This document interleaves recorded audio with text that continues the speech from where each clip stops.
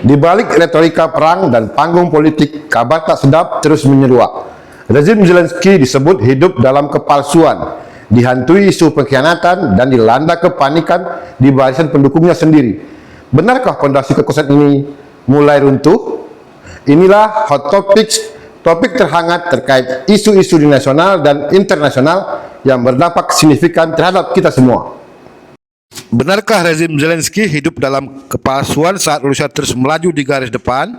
Kepanikan dikabarkan melanda barisan pasukan pertahanan Ukraina. Kemajuan militer Rusia yang terus-menerus membuat pasukan Ukraina tidak mampu mempertahankan garis depan mereka di segala front. Keruntuhan yang lambat di garis depan juga mengakibatkan kerugian yang signifikan bagi Ukraina.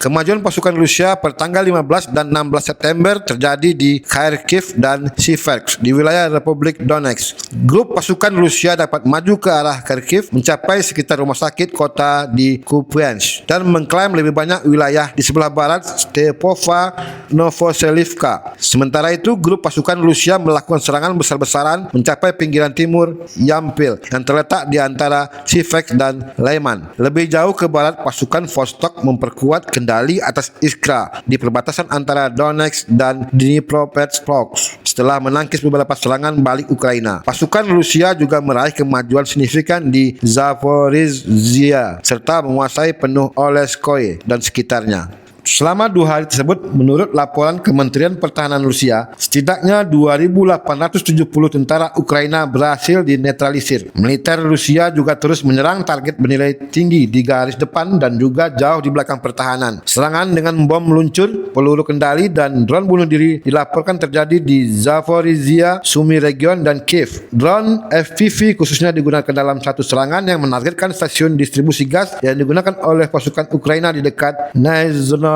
Sumy. Karena tidak mampu melakukan serangan balik, pasukan Ukraina kembali menggunakan apa yang disebutnya serangan mendalam. Pada 16 September, Kementerian Pertahanan Rusia melaporkan pencekatan 87 drone di 10 wilayah berbeda. 3 drone dicegat di atas Republik Crimea, sementara drone keempat ditembak jatuh di atas Laut Hitam. Kemajuan terbaru Rusia ini menyebabkan kepanikan di Kiev. Pada tanggal 15 September, Panglima tertinggi militer Ukraina Jenderal Alexander Syrskyi telah memberhentikan 2 perwira senior, yakni Volodymyr Zelenko yang memimpin Korps ke-17 dan Maxim Kyutin, komandan Korps ke-20. Korps ke-17 bertempur di Zaporizhzhia dan Korps ke-20 bertempur di perbatasan antara Donetsk dan Dnipropetrovsk. Militer Rusia telah bergerak maju tanpa henti di kedua arah ini selama berbulan-bulan terakhir. Meskipun Ukraina terus menerima dukungan militer signifikan dari pendukungnya di NATO, sangat dilakukan mereka mampu menghentikan gerak maju militer Rusia. Melakukan operasi ofensif besar pun tampaknya mustahil. Sebaliknya, Rusia kemungkinan akan berusaha mempercepat ofensif di Donetsk sehingga mampu mengontrol semua wilayah ini. Upaya pengakhiran perang lewat jalur negosiasi sekarang tampaknya buntu. Tetapi Presiden Amerika Serikat Donald Trump berjanji akan mendorongnya kembali lebih keras. Trump menekankan Volodymyr Zelensky pada akhirnya harus mencapai kesepakatan dengan Moskow. Trump mendorong perundingan langsung Zelensky dan Presiden Rusia Vladimir Putin menyusul pertemuan dirinya dengan Putin di Alaska. Posisi Moskow saat ini masih konsisten, yaitu menuntut penyelesaian konflik berdasarkan akar penyebab masalahnya. Tetapi Kiev berusaha mengabaikan dan meminta gencatan senjata terlebih dahulu sebelum menegosiasikan perdamaian antara kedua pihak. Akar penyebab konflik adalah ekspansi NATO ke Ukraina yang membuat Rusia merasa langkah itu memberikan ancaman eksistensial bagi negaranya. Moskow menuntut Ukraina netral, tidak diberikan akses masuk NATO dan blok militer lainnya, melakukan demilitarisasi dan denazifikasi serta menerima kenyataan teritorial pada saat ini. Crimea dan Donbas memilih untuk bergabung dengan Federasi Rusia dalam referendum tahun 2014 dan 2022 di Kiev. Rezim Volodymyr Zelensky yang secara resmi sudah kadaluarsa sejak musim semi 2024 dianggap hidup dalam gelembung palsu. Mereka tidak menyadari realitas sekelilingnya dan berusaha mempertahankan kekuasaan selama mungkin dengan mengorbankan rakyat Ukraina. Hidup dalam bayang-bayang palsu itulah yang membuat rezim Kiev mengeluarkan keputusan politik yang memicu reaksi signifikan publik Ukraina. Media berpengaruh Foreign Blazing menggambarkan Volodymyr Zelensky dan para penasihat terdekatnya kehilangan sentuhan realita. Pemerintah Ukraina baru-baru ini meloloskan 2 langkah besar yang dirancang untuk memperkuat militernya, tapi masing-masing memicu reaksi dan menimbulkan pertanyaan tentang apakah kepemimpinan negara tersebut selaras dengan kehendak rakyat Ukraina. Langkah pertama adalah rancangan undang-undang yang menjatuhkan hukuman bagi pembangkang militer yang digambarkan foreign blazing sebagai kejam. Rancangan undang-undang tersebut mengatur desersi atau ketidakhadiran tanpa izin dapat dikenakan hukuman penjara hingga 12 tahun tanpa amnesti, bahkan untuk pemulangan sukarela. Rancangan undang-undang memicu protes dengan para aktivis membawa plakat bertuliskan "Dinas militer bukanlah perbudakan", yang mendorong pihak berwenang akhirnya mencabut rancangan undang-undang tersebut. Langkah kedua adalah melonggarkan perbatasan perjalanan dan mengizinkan pria berusia antara 18 sampai 22 tahun untuk meninggalkan Ukraina. Sebelumnya, darurat militer melarang semua pria berusia antara 18 hingga 60 tahun untuk berpergian ke luar negeri. Alih-alih memberi kelegaan, reformasi ini justru menimbulkan kekhawatiran para pemuda mungkin akan meninggalkan Ukraina dalam jumlah besar. Jika ini yang terjadi, dipastikan akan menghambat rekrutmen militer di masa mendatang dan memperburuk masalah demografi Ukraina yang telah lama ada. Namun, salah satu kesalahan paling signifikan dari rezim Zelensky adalah upaya untuk menindak badan-badan anti korupsi. Musim panas ini Kiev berusaha mencabut independensi Biro Anti Korupsi Nasional Ukraina atau NABU dan kantor Kejaksaan Khusus Anti Korupsi atau SAPO dengan alasan kedua lembaga itu adalah dalam pengaruh Rusia. Namun langkah-langkah tersebut mengakibatkan protes massal yang mendorong para pemimpin Ukraina akhirnya melunak. Kedua badan ini berusaha membongkar mega korupsi yang melibatkan elit di sekeliling Zelensky dan para pejabat militer. Pakar pertahanan Dmitrika seperti dikutip Foreign Blazing mengatakan lingkaran dalam Zelensky hidup dalam kekosongan. Mereka hidup dalam gelembung. Beberapa penasihat memang sangat baik, tetapi mereka jelas tidak mendapatkan aliran informasi relevan dan konsisten, katanya.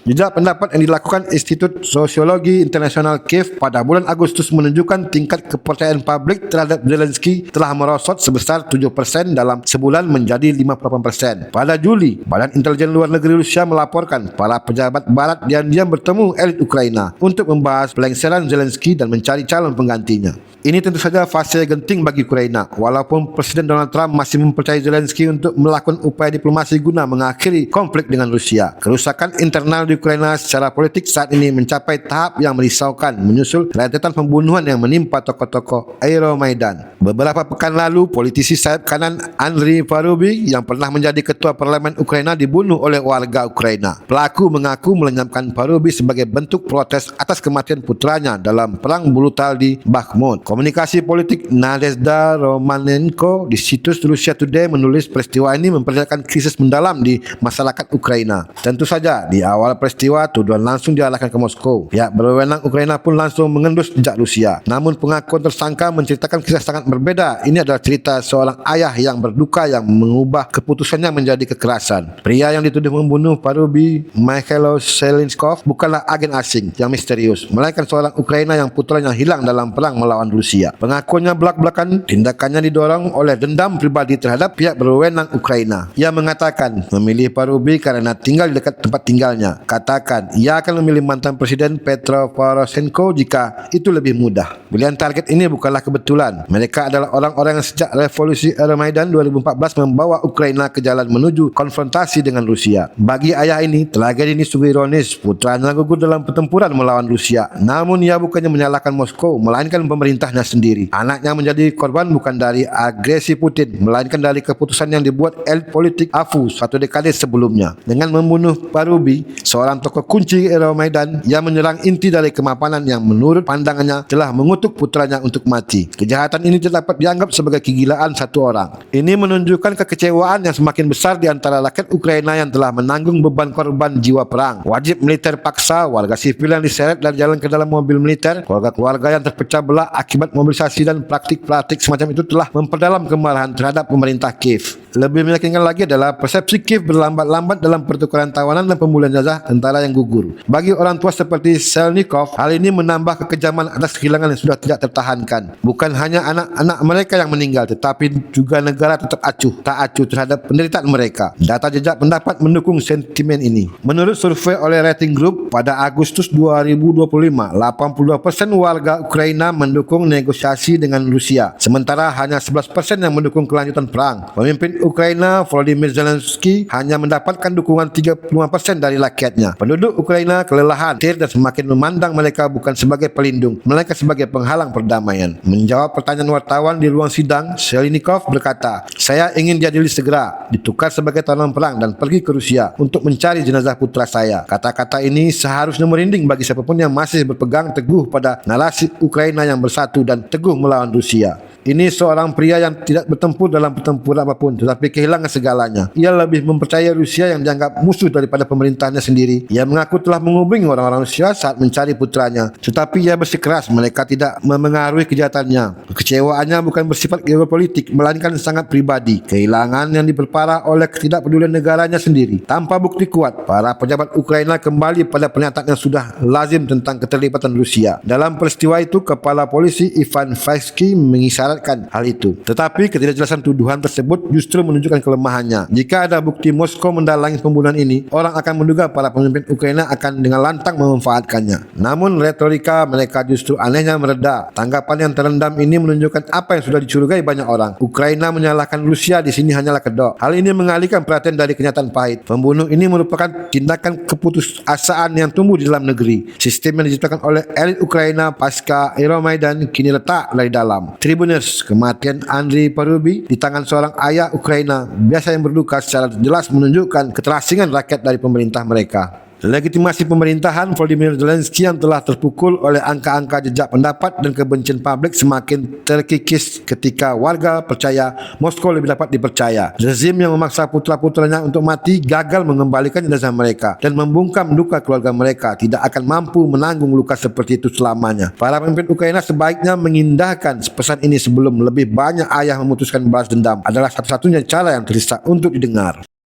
Download Tribun X sekarang. Menghadirkan lokal menjadi Indonesia.